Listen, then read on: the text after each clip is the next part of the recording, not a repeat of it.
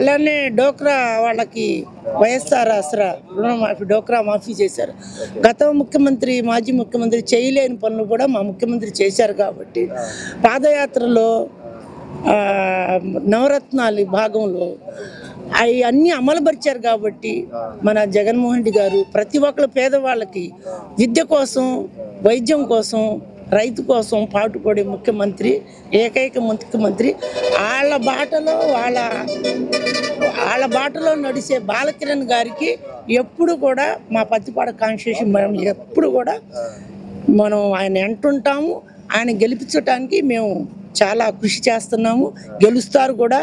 అసలు బాలసాని కిరణ్ గారికి టికెట్ ఇచ్చారు కదమ్మా, ఆయనకి ఎట్లా ఉంది ఇప్పుడు పత్తిపాడు నియోజకవర్గం? ఎందుకంటే మన సుచరిత గారి కంటే చాలా క్రేజ్ ఉంది. ఆమె హోమ్ మినిస్టర్ అయ్యారు ఈ నియోజకవర్గం నుంచి.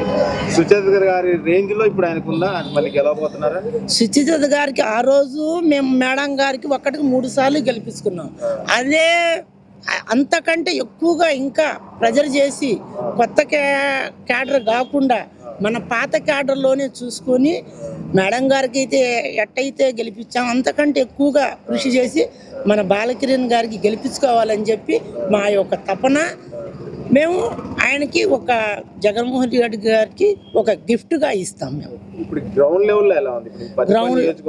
గ్రౌండ్ లెవెల్ రెండు పార్టీలు కలిసి వస్తున్నాయి. ఎంతమంది కలిసినా గెలిచేది బాలకిరణ్ స్వామి గారే, అది అంతవరకు గ్యారెంటీ. ఓటర్స్ మొత్తం బాలకిరణ్ గారు వెనక వైపే ఉండారు. 10 పార్టీలు వచ్చినా కిరణ్ గారు గెలుస్తారు.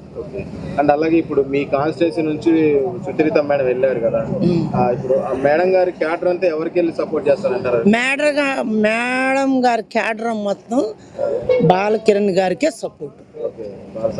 బాలసాని కిరణ్ గారికే సపోర్ట్. ఇప్పుడు ఎలా ఉంది నియోజకవర్గాలు? ఎలా ఉంది అంటే సంక్షేమ పథకాలు ఒక్కటితోనే గెలవగలుగుతారంటారా?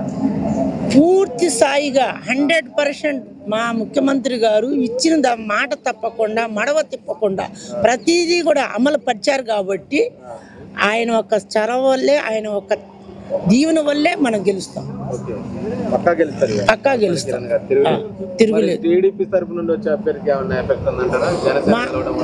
ఎంతమంది ఏమున్నా సరే చెప్పుకోవటానికి పనికొస్తాయి, అంతవరకే. కానీ మా కాన్స్టిట్యూషన్లో మాత్రం బాలసాని కిరణ్ గారు గెలుస్తారు.